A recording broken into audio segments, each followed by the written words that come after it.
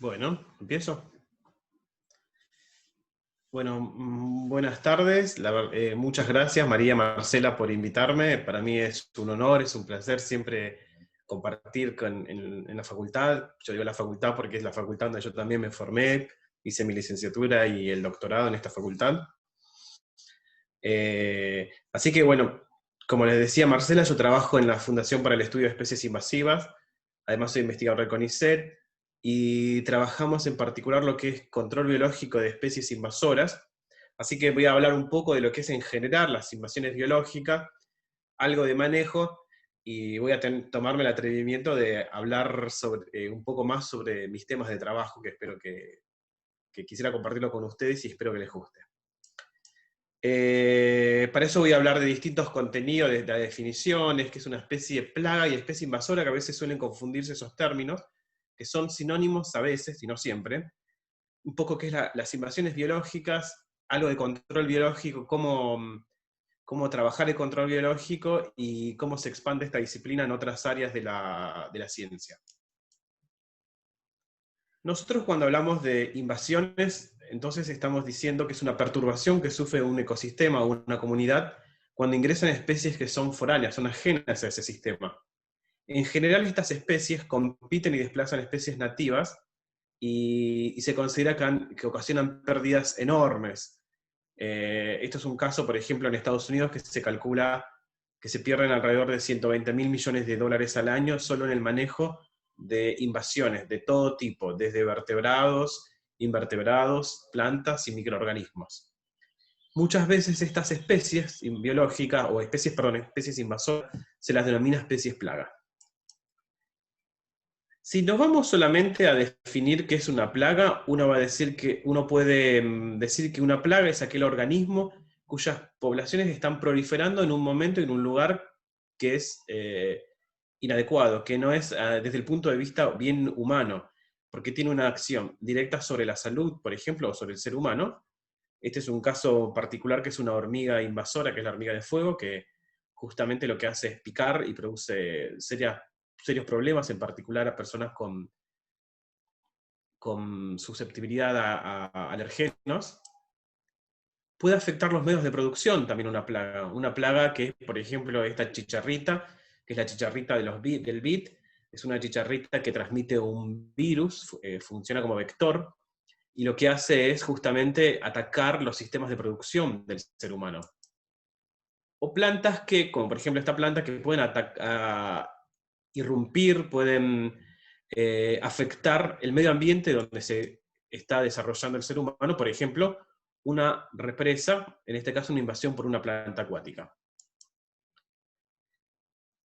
El término invasiones biológicas, en general, uno en cambio lo está asociando más, está hablando en realidad de ambientes naturales. Este es un gráfico que no voy a decir la palabra robé, pero me lo prestó Ana Falkhauser, que es mi becaria, que ella es muy buena haciendo estas animaciones. Y decimos que en un ambiente nativo, una especie es nativa cuando está presente en un sistema y está interactuando con los distintos componentes de ese sistema. Por ejemplo, acá tenemos una comunidad de macrófitas en un cuerpo de agua. Hay un otro ambiente donde muchos de esos componentes no están presentes. Y por acción humana, lo que se puede pasar es que estas plantas, por ejemplo esta planta, trasladarse al nuevo ambiente y proliferar, y esta especie, que en realidad es originaria de otra región empieza a tener una interacción desde un punto de vista ambiental o a veces económico. Eso es una especie exótica. Pero ¿todas las especies exóticas son invasoras? Esa es una pregunta, porque el traslado de una especie a un lugar, o que una especie sea foránea a un lugar, es una especie exótica, pero que sea invasora es un paso posterior. En general no es solo un problema de las invasiones desde un punto de vista ambiental, porque están afectando distintas situaciones en las cuales nosotros conocemos, como por ejemplo invasiones del lirio amarillo, invasiones de ardilla, mosquitos, cotorras en algunos lugares, la invasión del coipo, de castor en el sur. Las invasiones provocan pérdidas millonarias en varios países y la Argentina no es ajena a eso. En nuestro país, lo que se implementó desde hace aproximadamente 6 años es la Estrategia Nacional para el Control de Especies Exóticas Invasoras, que está basado justamente en un principio que es la prevención.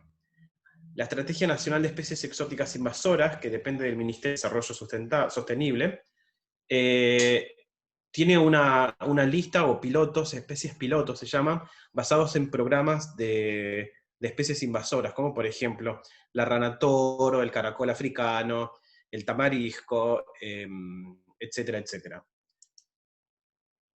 Para hacer problema a una invasión no solamente tenemos que hacer una prevención, que es a partir de la educación y fomentar políticas de entrada de muchas de estas especies, también tenemos que hacer una detección temprana. En muchos casos se hace, si es por una cuestión de puertos, tipo aduanero, se hace por sistema de prevención, como lo puede hacer el SENASA, por ejemplo, que es que no ingresen ciertas especies al territorio. Pero sin embargo, cuando la invasión ya ocurrió con un determinado tiempo y cuando la especie se establece en un nuevo lugar, o en este nuevo lugar, se está hablando de manejo, donde ya la erradicación es imposible, y en general lo único que se tiene que hacer es controlar la planta, la especie invasora. Este es un gráfico muy interesante que los propusieron Richardson y Pisek, que es como una especie atraviesa, para llegar a ser o convertirse en invasora, en realidad atraviesa una serie de barreras que van desde lo geográficas, ambientales, hasta finalmente naturalizarse en un ambiente y considerarse una especie invasora. Si lo vemos desde un punto de vista, lo podemos ver desde un punto de vista más académico, con un criterio biológico o con un criterio más antrópico. Este esquema, que es el esquema que propuesto por Vilá y colaboradores, habla de la misma manera como estas especies que llegan a un determinado lugar pasan distintas barreras, como las que había propuesto Richardson y Pisek, y que desde un punto de vista biológico las podemos considerar invasoras, pero a veces desde un punto de vista antrópico las consideramos plagas. Por eso a veces esos términos suelen confundirse. Cuando hablamos de plagas, que pueden ser animales, y malezas si se habla de plantas, en general está hablando sobre los efectos sobre los medios productivos o de producción, y es una visión más agronómica. Es un desarrollo de métodos de prevención y de erradicación. En cambio, el impacto sobre los ecosistemas y la biodiversidad, se habla más de especies invasoras, se trabaja desde un punto de vista más académico. Estas dos visiones sobre el tema de especies invasoras que parecen separadas, es como que últimamente están como hermanándose, y justamente la idea es entender los mecanismos de una invasión para poder desarrollar o generar mejores herramientas en estrategias de manejo. No hace mucho sacó una publicación Martín Núñez, que es de un investigador de Bariloche, haciendo una comparación entre lo que es un proceso de invasión comparado con desde el punto de vista epidemiológico, en este caso particular con el COVID, en el que hablaba que una invasión biológica llega a un determinado tiempo y luego de un lag time se establece, y esta población produce un outbreak, abruptamente crece la población, y es cuando la población se transforma o en en este caso una epidemia, o en una invasión biológica desmesurada, donde se empiezan a buscar métodos de mitigación y de manejo. En el caso pero en tanto en una como en otra, uno siempre, y en particular desde el punto de vista más académico, uno empieza a preguntarse, ¿por qué una especie es invasora? ¿Por qué invade? Y si esta pregunta la puedo contestar, entonces, ¿cómo se controlan estas especies invasoras?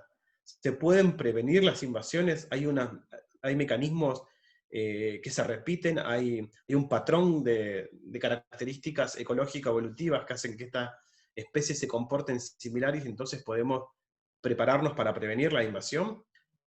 Son una de las series de preguntas que se están haciendo o se hacen en general asociados con el término de invasiones. En particular, se elaboraron una serie de hipótesis hay un montón de hipótesis asociadas con los procesos de invasión.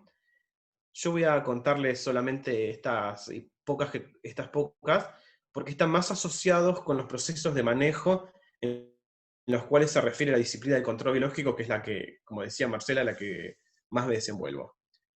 Las hipótesis son la RH o enemy release, la EICA, la ERH, la de resistencia biótica y la de armas novedosas o novel weapon. La primera, que es la enemy release, es una hipótesis, y en particular lo voy a hablar desde un punto de vista de herbívoros, porque se lo aplicó más en plantas invasoras.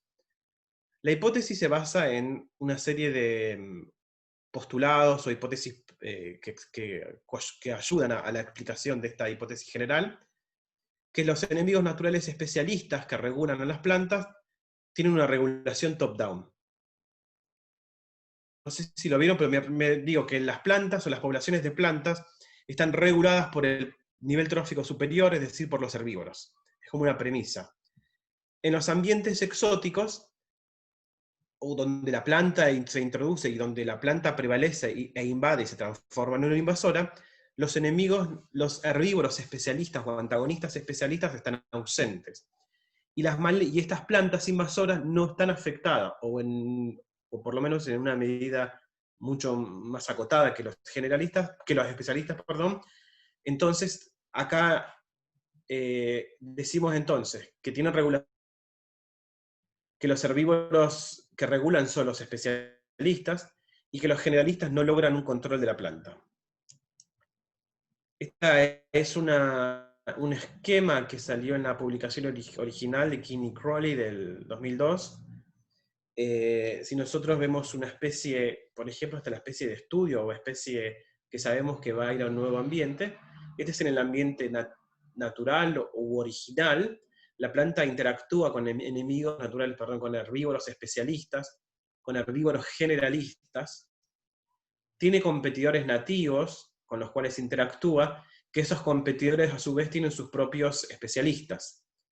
En el ambiente nuevo donde esta planta ahora es introducida y donde prospera como una especie invasora, estos enemigos especialistas están ausentes, entonces su única interacción con herbívoros es a través de los generalistas, que justamente no tienen el impacto que tienen los especialistas. Esto hace que esta planta se vea beneficiada y sea mejor competidora con respecto a los integrantes en el nuevo ecosistema.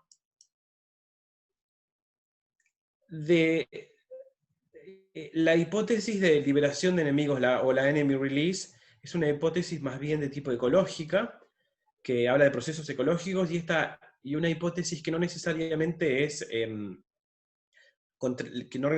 está en otra dirección, sino es más de tipo evolutiva, es la EICA, que habla como de se incrementa la habilidad competitiva de una especie.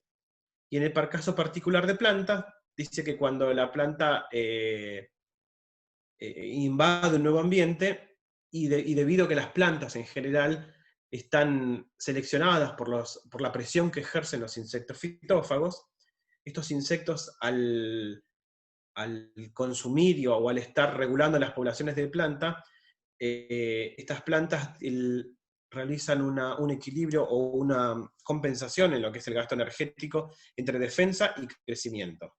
Cuando no existe la presión de los enemigos naturales o de los insectos fitófagos, las plantas capitalizan esa energía en crecimiento.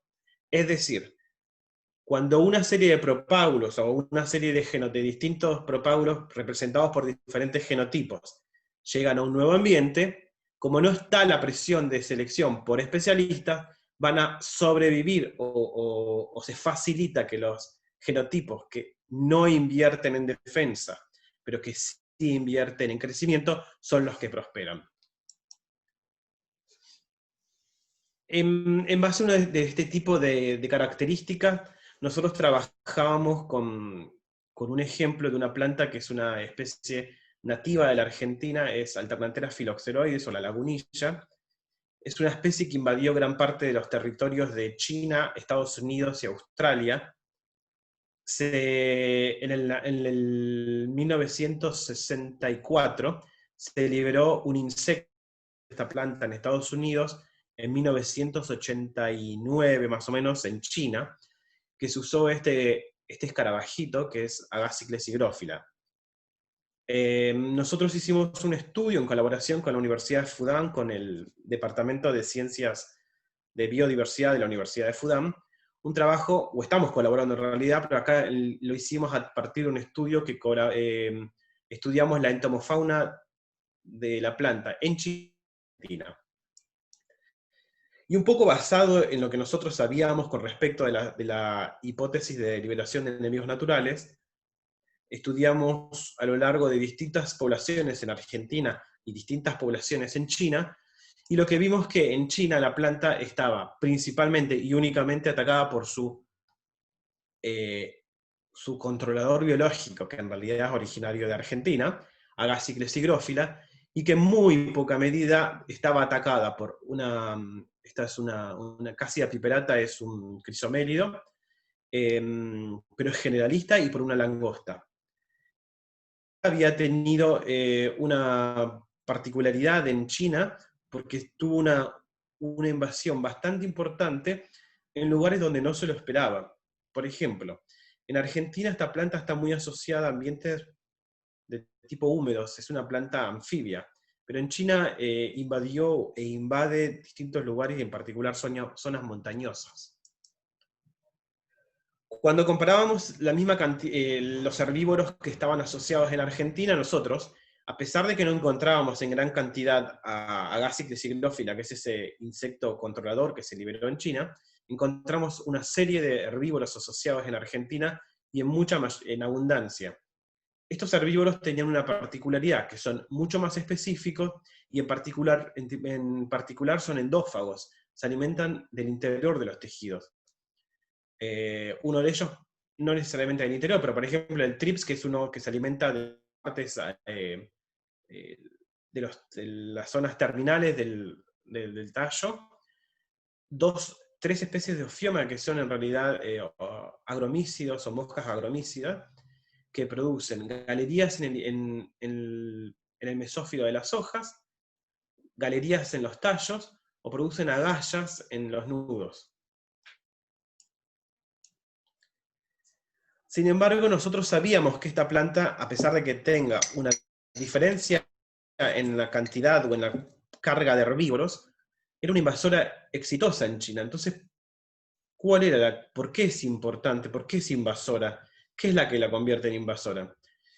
Para eso lo que se hizo fue un experimento muy interesante, que es a partir de genotipos de distintas localidades de Argentina, de China y de Estados Unidos, y se estudió dos cosas. Si la planta están en China, por ejemplo, que yo les comentaba que podía dispersarse a zonas montañosas y a distintos lugares que no lo parecía en su ambiente nativo, hablaba de que la planta tenía una plasticidad fenotípica. Y esa plasticidad fenotípica entonces era porque se adaptó localmente, porque hubo genotipos nuevos en China, o a qué se debía. A partir de una serie de experimentos en los cuales se utilizaron poblaciones de los distintos lugares, se evalúa primero la composición genética, y se encuentra que las poblaciones de China tienen una composición genética muy baja, es decir, la mayor parte de ellos están muy relacionados entre sí. Se ve en este gráfico, en este diagrama, que las poblaciones de China están todas relacionadas genéticamente entre ellas. Las de Estados Unidos tenían como distintas variantes, las de Argentina estaban en este extremo. Por otro lado, se ve, o se midió, cómo es la plasticidad fenotípica. Como yo le contaba que esta es una planta anfibia, lo que se hacía era una planta que estaba en una situación terrestre, se la sometía a una situación de agua, es decir, se le cambiaba la característica ambiental, y entonces se veía cómo esta podía responder. Lo que se vio es que la planta tenía una alta capacidad fenotípica, plasticidad fenotípica, en particular en los ambientes donde invade, que es Estados Unidos y China, y que esa variabilidad genética, bueno, tenía que ver con, no era homogénea en estos dos ambientes exóticos. Esto es otro gráfico a partir de caracteres cuantitativos también, pero se midió de la misma manera la plasticidad fenotípica, desde los ambientes terrestres a los ambientes acuáticos. Lo que entonces estábamos viendo a partir de estas dos observaciones es que una planta en particular como esta, que tiene un grado de expansión y un grado de éxito en su invasión, por un lado tiene una alta plasticidad fenotípica, pero la variabilidad genética, sin embargo, depende de la región donde invade. En China tiene una variabilidad genética muy baja, en Estados Unidos tiene una variabilidad genética un poco mayor. Pero por otro lado también vimos que los herbívoros, y en el caso particular de China, parecían ser los responsables de la regulación de la planta, pero no las situaciones de montaña, que es una situación más tipo terrestre y no acuática. Este es un ejemplo que yo les decía que muchas veces las especies invasoras no es una situación sencilla y fácil de entender como sistema, con lo cual a veces las estrategias de manejo no pueden ser tomadas por separado o por una sola, sino en general se hace combinación de estrategias, integrando distintos métodos de manejo, como son los métodos físicos, químicos, biológicos, restauración de hábitat, que yo voy a hablar de los tres primeros en particular. La restauración de hábitat en particular está asociada más con el incremento de especies nativas en la situación. Por ejemplo, se pueden sembrar semillas de especies nativas para aumentar la densidad de estas en el ambiente. El control mecánico es un poco, veo que creo que lo tenemos más o menos en mente de a qué se refiere, es la remoción de estas especies invasoras. En particular, les dije que me voy a sesgar, y disculpen, a los sistemas acuáticos, que es donde más trabajo. El sistema, por ejemplo, del control de camalote es la remoción a través de maquinarias. Es muy costoso, está muy acotado a una superficie chica, y por ejemplo en España se gastan 35 millones de euros en los últimos años, y ahora, por ejemplo, sé por colegas que estuve en contacto, Portugal ahora ya decidió empezar a aplicar herbicidas de tipo glifosato, porque la remoción o la mecánica de camalote ya no es suficiente. En otras situaciones, y obviamente dependiendo de los costos de manejo, el control es literalmente manual, es decir, las personas entran al agua a sacar las matas o las plantas de camalote. Estos son ejemplos en países africanos, estos en la laguna de San Vicente en Buenos Aires. El control, bueno, como yo les decía, es físico, que mecánico manual, químico, que es a través de herbicidas en el caso de que sean control de plantas, insecticida u otros agroquímicos en el caso de control de insectos, plaga. Tanto uno u otros están más asociados a los agroecosistemas, con un bajo uso en los ecosistemas naturales, por varias razones.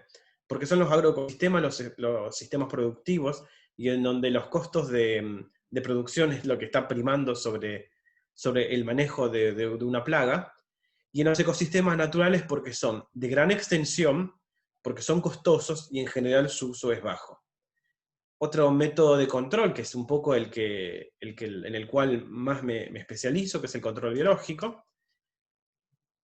que es el que voy a contar ahora. Estos son ejemplos, fotitos de cómo se rocía insecticida. Estos en Estados Unidos, en Florida y en parte de California se tiran enormes cantidades de herbicidas para el control de esta planta.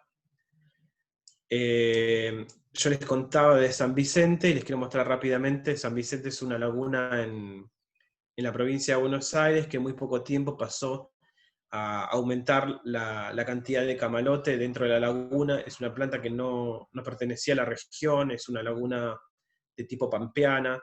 El camalote llegó en el 2012 más o menos, donde apareció y finalmente cubrió toda la laguna. La municipalidad lo que estaba trabajando es haciendo control mecánico de la planta esta es una foto que muy interesante, muestra qué significa remoción mecánica de un cuerpo de agua tan grande. Si ustedes ven, acá hay una pala mecánica que está removiendo plantas, y como ven, ya acá hizo una remoción muy importante de plantas con esta pala mecánica, pero si vemos la plaga mecánica en perspectiva, todavía le falta mucho para sacar toda esta cantidad de plantas que hay sobre el cuerpo de agua.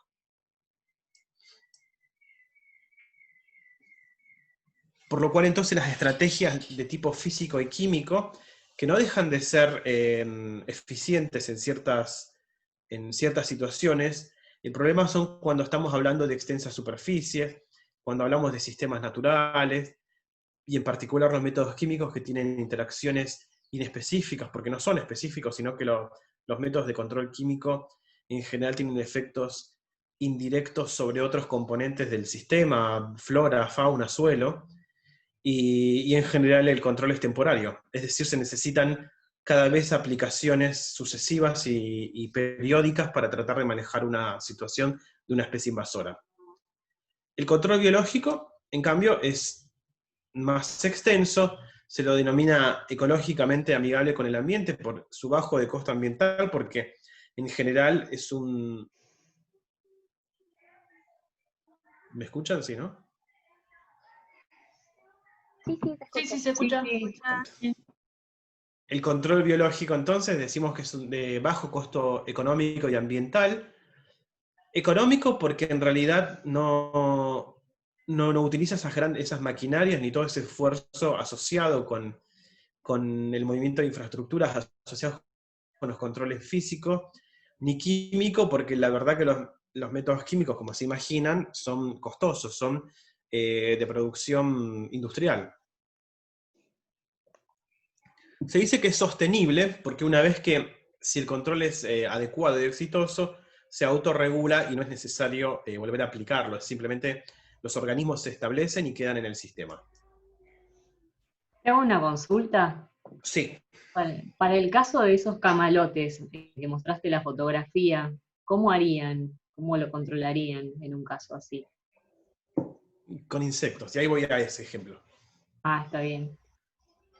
Entonces, vamos a lo que conocemos como el control biológico. El control biológico, que es una disciplina que se usa hace mucho tiempo, tiene más de 100 y pico de años en la historia de las tecnologías o biotecnologías. Es la utilización de parásitos, predadores, patógenos, para mantener densidades de organismos que queremos controlar a un nivel más bajo de lo que ocurría en sus ausencias. Basado en esta premisa de la hipótesis de enemigos naturales, de liberación de enemigos naturales, que es, como no están esos controladores, entonces ahora la especie prospera, esa especie invasora. El control biológico de plagas tiene, voy a hablar de dos controles acá, levemente es una mínima diferenciación como posiblemente la van a encontrar ustedes, que es de artrópodos, que tiene un origen un poquito más, es un poquito más viejo que el control de plantas, que es la introducción desde Australia en los Estados Unidos de Rhodolia cordonalis, que es una vaquita que se alimenta de la cochinilla canarada, es un predador. Es un predador que preda sobre esta especie plaga.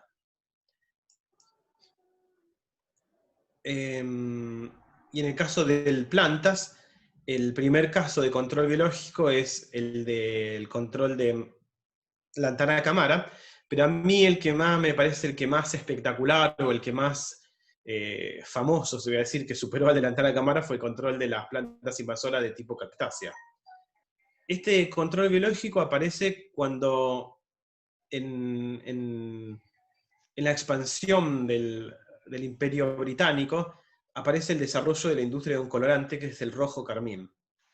En esta desesperación por tener un colorante adecuado, hay unas complicaciones que les voy a mostrar, y las soluciones de la entomología hacen que nazca el control biológico de plantas.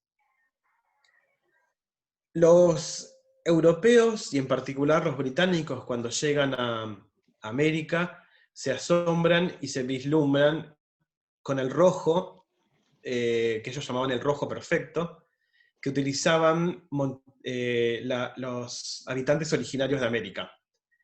Ellos lo hacían a partir de la tinción de la cochinilla carmín o el rojo carmín, que era la extracción de pigmentos de este insecto que vivía sobre estas cactáceas. ¿Qué hicieron los británicos? Dijeron, nosotros queremos ese color, es muy interesante, nos interesa en particular para todo lo que es el ejército, y se llevaron esas cactáceas a los distintos lugares de sus colonias británicas, como en particular son países africanos, Australia e India. El tema es que se complicó mucho, y las cactáceas que las habían llevado para la utilización de la carmín, al principio del siglo XX, llegaron a expandirse de una manera tal que en particular en Australia directamente colapsó todo lo que es la parte, el desarrollo agrícola. Como saben, Australia es una isla enorme, pero su zona productiva o su zona más apta para el desarrollo agrícola está en la periferia de la isla, y gran parte del centro es prácticamente un desierto.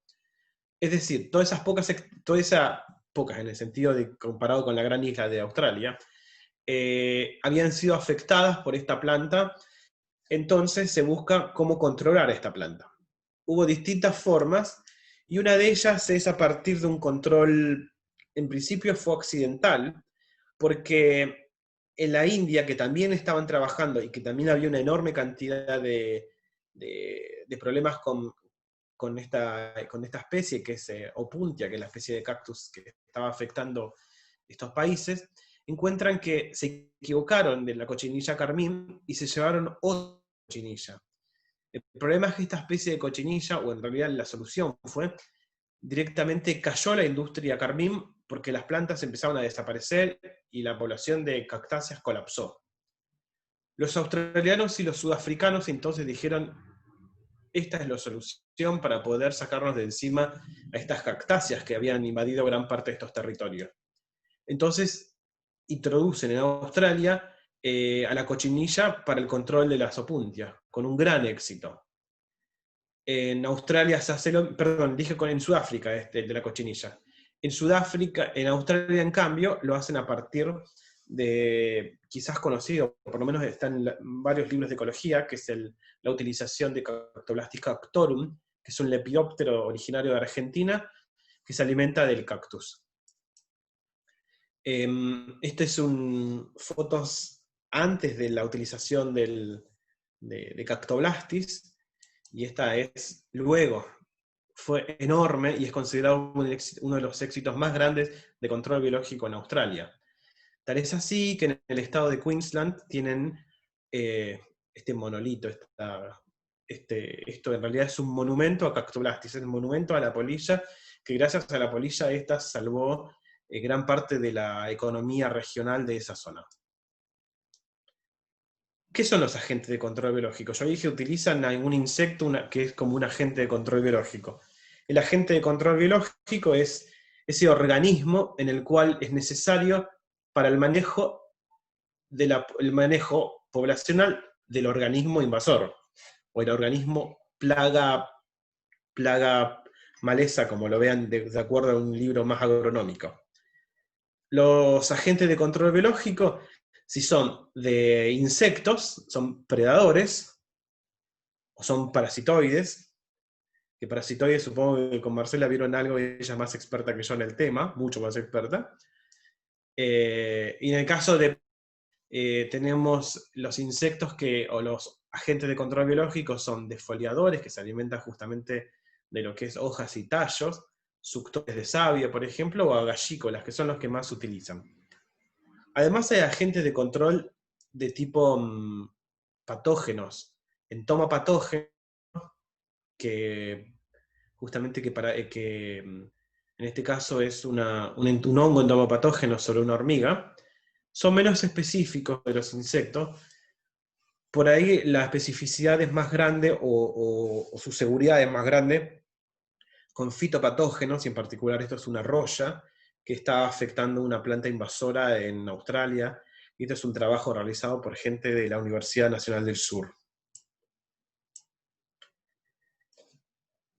El control biológico que yo les estoy hablando, en general, le estaba hablando anticipado, pero el control biológico al que me refiero se llama control biológico clásico.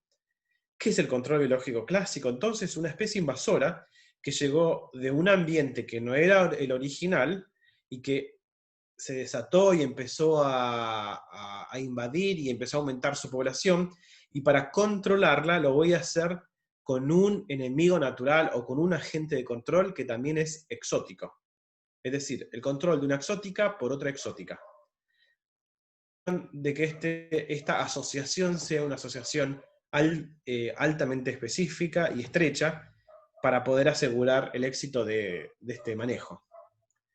Este es un ejemplo de una planta invasora que es el camalote, que la conocemos mucho, que es Ponteira crassipe. Está en su ambiente native, por ejemplo, en las cuencas del Plata, cuencas del Amazonas, en América del Sur, y está asociado con sus insectos antagonistas. Por ejemplo, acá tiene un curculiónido y este es un delfacio, que es un hemíptero, un chupador de savia, que viven sobre la planta. En el área invadida la planta es llevada también, de la misma manera, por acción humana, y como no tiene los controladores, la planta se expande. El control biológico clásico, ¿qué es lo que hace entonces? Reunir a estos insectos nuevamente, llevarlos al área invadida para que hagan un control específico y adecuado en este ambiente para restablecer esa dinámica similar a la que había en el ambiente nativo y donde la población de la planta ahora está en niveles más bajos. ¿Qué tienen que tener estos insectos? Tienen que tener una dieta o una amplitud de dieta mínima, tienen que ser específicos, tienen que alimentarse exclusivamente de esta planta y no de otra. Y esto es algo muy interesante porque he visto, me lo han preguntado, distintos ejemplos de control biológico para decirme, pero si hago un control con una exótica, entonces después se transforma en una plaga. Y así sucesivamente y no terminamos más. Y este es un concepto erróneo, porque el control biológico es una disciplina científica y todas las decisiones que estamos hablando son decisiones a partir de estudios de varios años. Que existen ejemplos donde se haya tratado de controlar una especie con otra, sí que hay mucho, pero de tipo científico no. El caso que ustedes habrán conocido es el caso quizás el del sapo, el sapo de caña que en Australia fue llevado para el control biológico de otra especie y el sapo se transformó en una plaga importante en ese sistema. Perdón, también escuché el caso de control de ardillas en Estados Unidos, que habían lanzado halcones Sí. como que había una sobrepoblación de halcones. Bueno, justamente yo por eso eso es el concepto no científico del control biológico, o de los que hacemos control biológico, y voy a tomarme el atrevimiento esto también me lo dio Ana Feldhauser, que es, porque me lo preguntaron siempre, entonces lo voy a utilizar ese mismo ejemplo para desmitificar esto. Conocen Los Simpsons, ¿no? Sí. Los Simpsons era muy famoso por un capítulo en el cual había una lagartija que era exótica de la región donde habitaban ellos. Esta lagartija la liberaron y ellos en principio dijeron, interesante porque esta lagartija, por más que ahora haya aumentado enormemente su población, no nos preocupemos porque se comen palomas y en realidad las palomas nos molestan. Y dijeron, pero ¿qué pasa cuando las ardillas, las palomas empiezan a aumentar su población en forma desmesurada? Y bueno, traigamos entonces unas serpientes que se comen lagartijas, y si esto sigue, traemos unos gorilas que se comen lagartijas. Entonces esto es incorrecto, este concepto de control biológico es incorrecto. Digo, el control biológico, primero que es con vertebrados. El control biológico con vertebrados es prácticamente imposible, porque los vertebrados en general no tienen dietas específicas. Los vertebrados no son específicos. Los vertebrados aprenden a comer otras cosas. Los vertebrados no se utilizan para el control de uno con respecto de otro. Los mejores agentes de control son insectos, o en este caso, como les contaba yo de una roya, fitopatógenos. Desde un punto de vista más de dinámica poblacional, por ejemplo, decimos que un agente de control lo que hace es, cuando la planta estaba en una situación alta, estaba con un nivel de fluctuación muy alto y por encima de un umbral de daño o perjuicio económico, ambiental, un agente controlador lo que hace es justamente acoplarse luego de que se introduce en un sistema, y estas poblaciones van a ir autorregulándose para trabajar y estar en unos niveles de equilibrio más bajos del que ocurriría en sus ausencias. Esto es lo ideal del control biológico, de ahí es la parte fundamental, que es el control biológico es para especies invasoras. ¿En qué situación? En la situación en que la erradicación de esa especie es imposible. Cuando la erradicación de la especie no es posible, se tiene que hacer manejo, y el manejo se llama control. La especie, una vez que llegó a un nuevo ecosistema, invade y no la sacamos más. El control biológico es tratar de disminuir los efectos negativos provocados por estas especies invasoras. Estos son ejemplos de control biológico en el mundo. Yo les había mostrado el caso de las cactáceas, estos en Sudáfrica, el control con la cochinilla, con una cochinilla, no la cochinilla carmín, con Dactylopius, que es un insecto suctor que también provoca este tipo de daño sobre la planta. Esto es el helecho flotante o azola Salvinia. Salvinia esto es en Papúa Nueva Guinea. El control de esta planta se hizo a través de un insecto que es un gorgojo. Esto es, las fotos de arriba es antes del control y abajo es después del control. Esto es la liberación del espejo de agua a partir de la utilización del agente de control. Esto es Alternanthera phylloxeroides en la lagunilla, en Australia, antes y luego de la introducción de un agente controlador, en este caso es el escarabajo. Perdón, una consulta. Sí. Me queda la duda con los agentes fitopatógenos, porque, por ejemplo, la roya afecta muchos cultivos agrícolas. ¿No sería como peligroso? No, bueno, te lo hablo de primero, no soy un fitopatólogo, ¿no? Pero las royas tienen ciclos de vida que son complejos. Y hay lo que se llama distintos tipos de royas. Algunas que cumplen todo su ciclo de vida en un solo hospedador, y otras royas que cumplen su ciclo de vida en diferentes hospedadores, en diferentes plantas.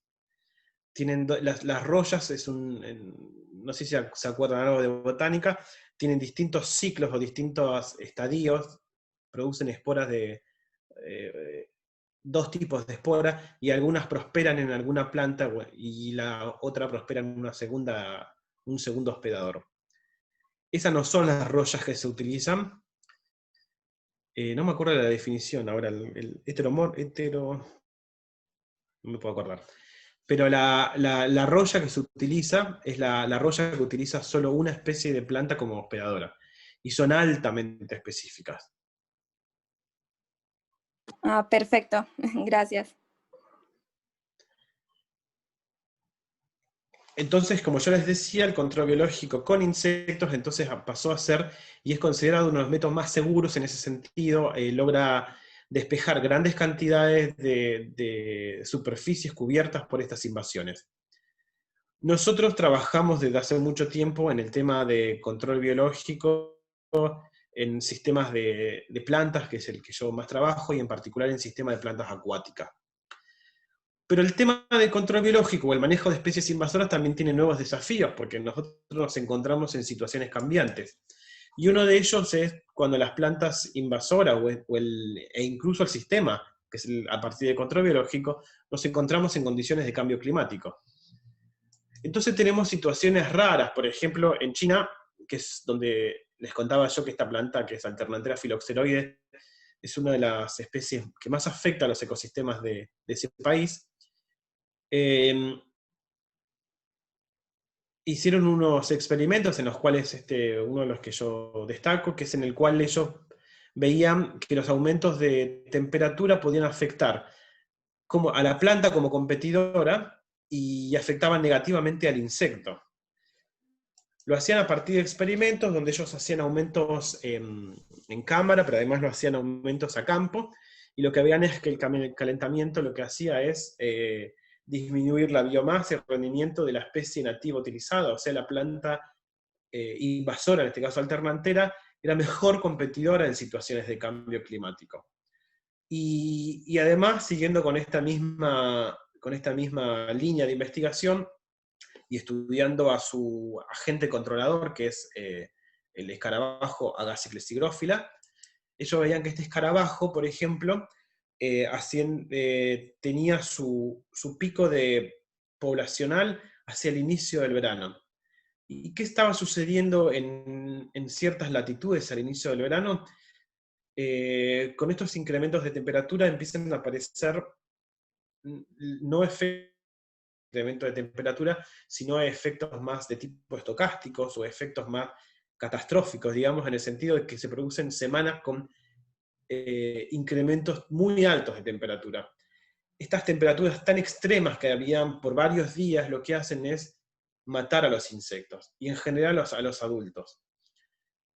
Los chinos sabían además que estos insectos podían compensar el aumento de temperatura, pero lo que hicieron a partir de este experimento, en el cual sometían a los insectos a distintos shocks térmicos por varios días, lo interesante es que lo hicieron de los distintos estadios o los estados inmaduros de este insecto, y vieron que la expresión génica asociada con la tolerancia a las altas temperaturas estaba más asociada o más relacionada con los estados inmaduros y no con el adulto.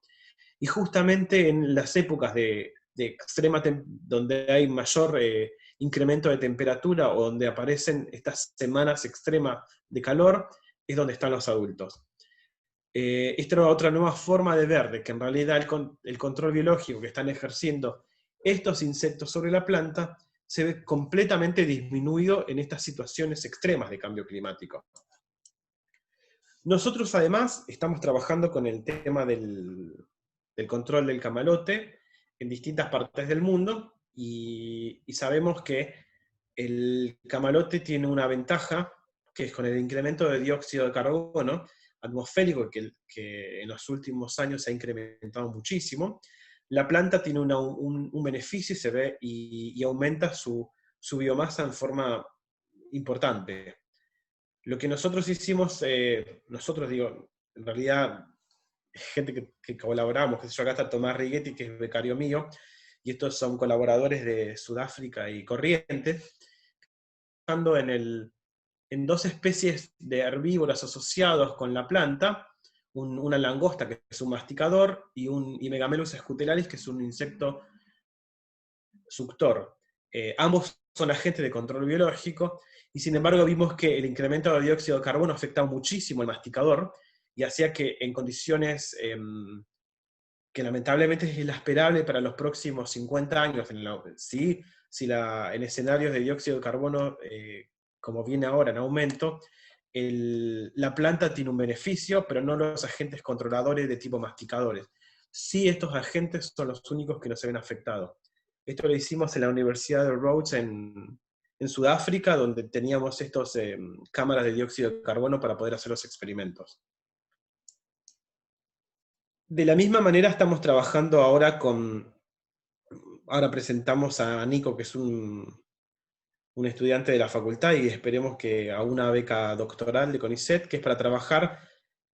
Si bien nosotros sabemos que a esta especie no le afecta al insecto, no le afecta el aumento de dióxido de carbono, sí sabemos que hay una relación en la temperatura, y en particular porque este insecto tiene unos endosimbiontes de tipo levaduras que viven en su hemocele, que son necesarias para poder obtener ciertos aminoácidos esenciales que a partir de las plantas. Este trabajo, que lo hacemos en colaboración con Eugenia Brentazzi, que es una investigadora de La Plata, y que Nico, que presentamos a CONICET ahora, vamos a trabajar para ver cómo el aumento de temperatura está relacionado con endosimbiontes de tipo obligados, como son la levadura, y endosimbiontes de tipo oportunistas, como son bacterias que viven en el interior del intestino del insecto. A la vez nosotros estamos trabajando porque sabemos que las especies invasoras afectan no solo los ecosistemas en sí, sino que en realidad desde hace tiempo que nosotros estamos trabajando en el impacto social que tienen las invasiones en las comunidades a lo largo, en gran parte del mundo. Hay estudios que hablan de que muchas de las características de estas especies invasoras afectan directamente y en particular a las personas que están asociadas a sistemas de bajo recurso, en general asociado a la pobreza. Por ejemplo, en África se ve que está muy asociado la invasión de ciertas especies arbóreas y de cactácea con la desigualdad. En realidad, por una cuestión cultural, en esos lugares las mujeres son las encargadas de desmalezar. Y en los últimos 50 años el incremento de especies invasoras ha sido desorbitante y afectando bastante la estructura de esas comunidades. Comunidades me refiero a personas. Basado en esta situación y nosotros conociendo que muchos países son firmantes del Convenio de Diversidad Biológica, sabemos que la mejor manera para trabajar en el proceso de invasión y en particular con estrategias de manejo es involucrando a la sociedad. Para eso se proponen distintas herramientas para concientizar, porque justamente las invasiones están afectando a la sociedad, pero no afectan a un ambiente en el cual el ser humano es parte de ese ambiente y se ve realmente afectado. Nosotros ahora estamos con un proyecto de Naciones Unidas que estamos trabajando con la Universidad de Burlingame en este sentido, con la Universidad de Rhodes de Sudáfrica y con la Universidad Nacional Autónoma de México. Este proyecto es para tratar de trabajar con las experiencias que tenemos en el tema de control biológico y levantar a la audiencia en todo lo que se llama, lo que refiere al manejo de especies exóticas y al conocimiento de especies exóticas en particular. Para esto este proyecto se basa en los Objetivos de Desarrollo Sostenible de Naciones Unidas, pero en particular nosotros estamos trabajando con el tema de educación, así que nos basamos en los objetivos 4, 6 y 15 de metas para el 2030, y en ellos, bueno, la Argentina tiene justamente este programa de especies exóticas invasoras, que es a partir de experiencias piloto en el cual se da a conocer y se generan distintos mecanismos para poder dar a conocer a las personas y a la comunidad en general el impacto que tienen estas especies en los ambientes. Nosotros, creo que todos estamos conscientes de que en las últimas semanas, meses hemos hablado de incrementos en fuego, y en muchos lugares, en particular en la zona de Córdoba, muchos fuegos están asociados con bosques serranos que están altamente por especies exóticas, en particular Cartaeus o algunas especies arbustivas.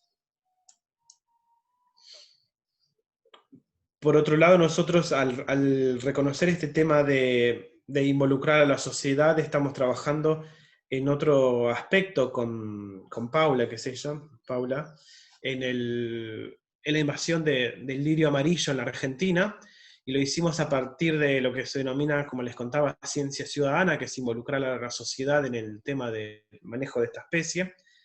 Manejo porque todavía en realidad no sabemos, o estamos en estudio de cómo poder controlar a la planta. Lo que hicimos nosotros hasta el momento es detectar dónde estaba la planta, en qué lugares está invadiendo, y la verdad que a partir de ciencia ciudadana, que es fomentar que las personas geolocalicen o georreferencien ubicaciones y fotos que nos envíen al WhatsApp, así de simple, podíamos saber luego ir a corroborar dónde estaba la especie afectando. Si vemos este mapa, por ahí no se ve muy bien, pero esto era al principio lo que se sabía de la distribución del lirio amarillo, y con nuestros datos esto es lo que nosotros obtuvimos en el último año.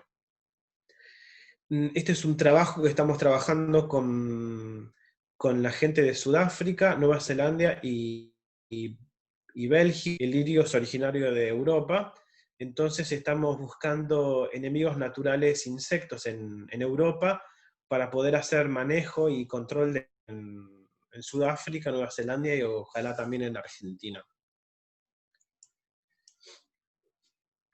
Como les contaba, que eran los objetivos de Naciones Unidas, en particular con el tema del objetivo 15, a mí me quedo con uno de los subobjetivos o metas que se tienen que adoptar, de los cuales estamos obviamente un poquito atrasados. Se esperaba que para el 2020 se tengan y se adopten medidas para prevenir la introducción de especies exóticas invasoras y reducir los efectos que tienen estas especies sobre los ecosistemas. Y un poco basado en los otros objetivos, como les contaba, nosotros empezamos a trabajar con la Universidad de Hurlingham en el tema de educación y cómo percibir a las especies exóticas y también a las nativas en nuestro territorio. Lo hicimos considerando que las escuelas son instituciones o núcleos medulares de la sociedad, que podríamos llegar al resto de la sociedad, pero involucrando a las escuelas. Esto es una encuesta que hicimos hace poco, en el cual respondieron personas relacionadas al ámbito docente, en general, o la mayor parte de la provincia de Buenos Aires, pero son docentes que se desempeñan en distintas áreas de educación en escuelas secundarias, y le hacíamos distintos tipos de preguntas, en particular si reconocían o no algunas especies exóticas y algunas especies nativas. Le preguntábamos en particular, ¿reconoces a esta especie como nativa? Y una de las cosas sorprendentes, o por lo menos para nosotros, es que cuando le preguntábamos, por ejemplo, por esta especie, le mostrábamos la foto, y le preguntábamos si reconocían a esa especie como nativa de inflorescencia y del árbol, o le mostrábamos la palabra, había una diferencia. Entonces vimos que, y no es cualquier especie, estamos hablando del ceibo, que es la flor nacional de nuestro acervo cultural. Y lo más llamativo, además, es que esta asociación o esta relación en cuanto a reconocer a la especie a partir de la foto variaba con la edad. Y cuanto más joven era el entrevistado, menos reconocía el ceibo como nativo, y eso, con el incremento de edad, sí la iban reconociendo. Esta situación no apareció cuando le preguntábamos directamente y le mostrábamos la palabra ceibo. Muy interesante, porque esta situación lo volví a hacer. Ayer tuvimos unos talleres con docentes en la Universidad de Hurlingham, hicimos una encuesta en vivo con los participantes, y salió exactamente lo mismo. Cuando ven la foto del ceibo, no la reconocen, no es que no la reconocen, la mayoría la reconoce como nativa, pero la relación entre los que la consideran exótica es mucho más alta cuando ven solo la palabra ceibo. Y entonces empezamos a ver de que teníamos el conocimiento de las exóticas en nuestra región, variaba mucho, y estaba muy asociado con características culturales muy impregnadas en la sociedad. Y una de ellas que también llamó mucho la atención es esta especie. A ver, yo voy a hacer yo tengo acceso al chat, puedo verlo, ¿no? ¿Para ustedes el cardo es una especie nativa o una especie exótica? En la Argentina, digo, ¿no? Exótica. Yo diría nativa. Nativa, exótica. Bueno, en general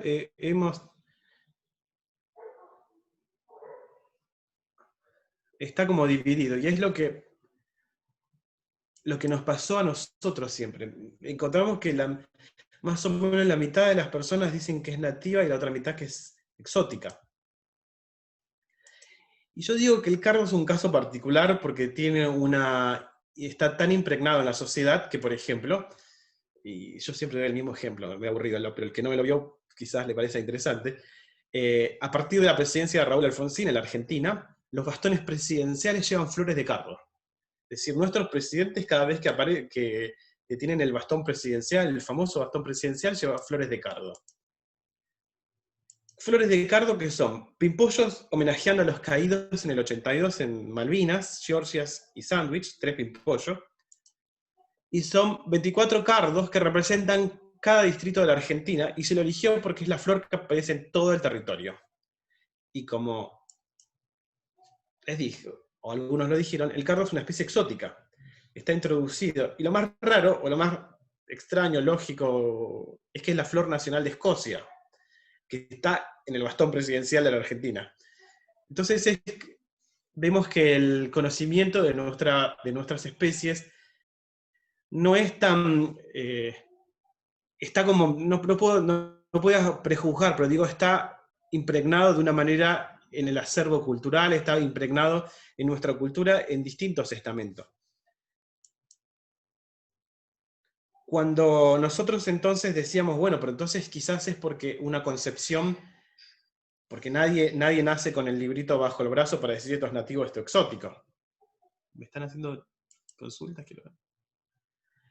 Y una de las cosas que nosotros decíamos es, entonces, ¿cómo vemos al ambiente? ¿No será que hay en Argentina, por lo menos, y esto es encuesta con los docentes, digo, ¿no? ¿Cómo vemos al ambiente? A los docentes les preguntamos, por favor, nombre 3 componentes bióticos que tienen su ambiente. La mayoría nos puso los seres vivos que componían su ambiente. Y estas fueron las respuestas. Y una de las cosas muy interesantes que nos llamó la atención es que el 0,2%, una sola persona, había que nombrar 3 componentes bióticos. Una sola persona puso al ser humano como componente biótico. El resto nunca lo ponía. Entonces nos pareció que también, en realidad, teníamos que desmitificar o tirar abajo ese concepto de ambiente y seres humanos por separado, porque me parece que quizás también estaba, o creemos que la relación del reconocimiento de exóticas y nativas también es un poco más basales, empezar a ligarlos con el ambiente para poder entenderlo. Esta encuesta fue un poco tramposa porque la siguiente pregunta era tendenciosa, era ¿considerás que el ambiente donde vivís? Y la mayoría obviamente puso que sí, pero cuando le preguntaba de entrada un componente vivo, no lo ponía el ser humano.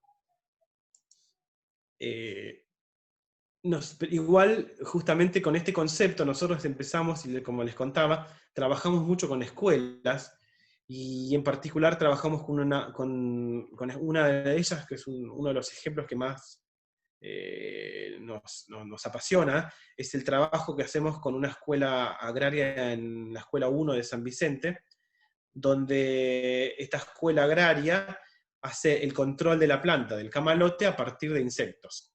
¿Cómo lo hace la escuela? Los alumnos de la escuela tienen piletas de cría, hacen crías masivas de insectos. Ellos crían a los insectos, los colectan en estos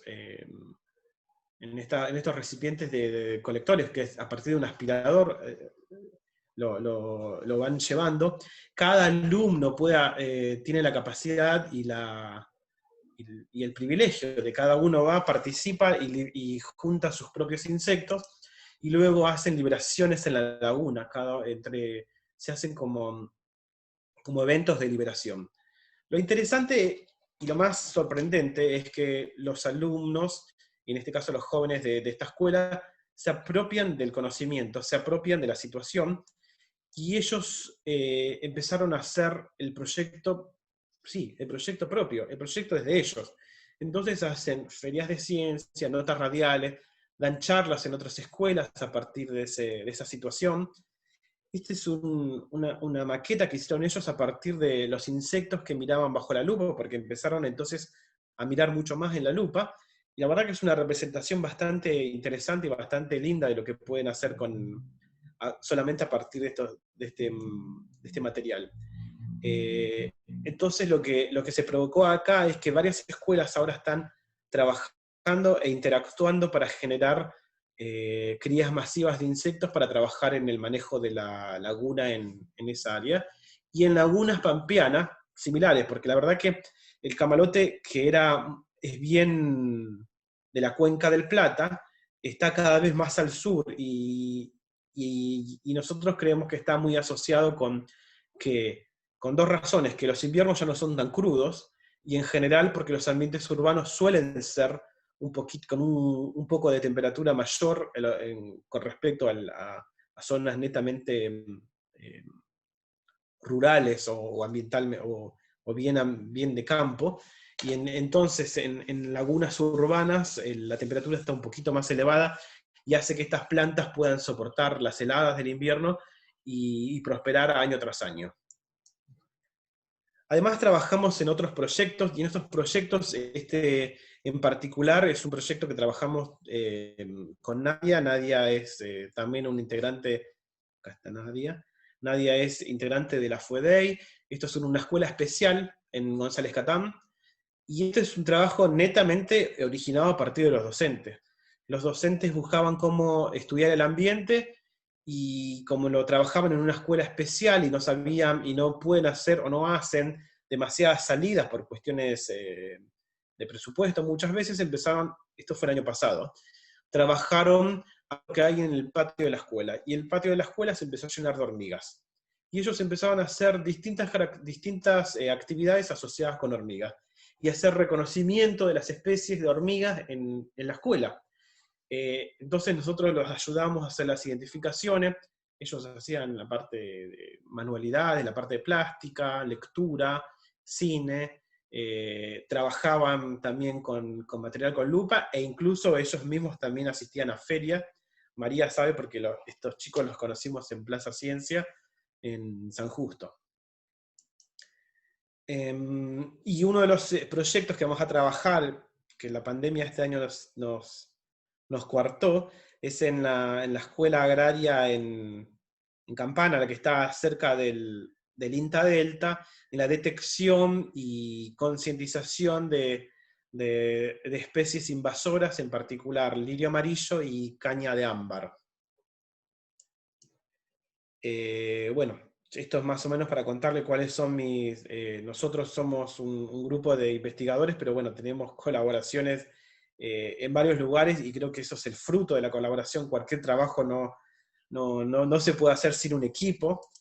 Yo hablo acá, pero en realidad son muchos los que trabajamos, los que estamos en el campo, los que hacemos actividades de transferencia, difusión. Acá está Ana, Tomás, Paula, Celeste. Ella es Adriana de la Universidad de Burlingame, que Adriana es egresada de la Universidad de Buenos Aires, por eso nos conocemos, somos amigos desde ese entonces. Así que esto es un pequeño resumen de mis actividades en todo lo que respecta a especies invasoras, manejo y transferencia de conocimiento. Cualquier cosa nos visitan en las redes.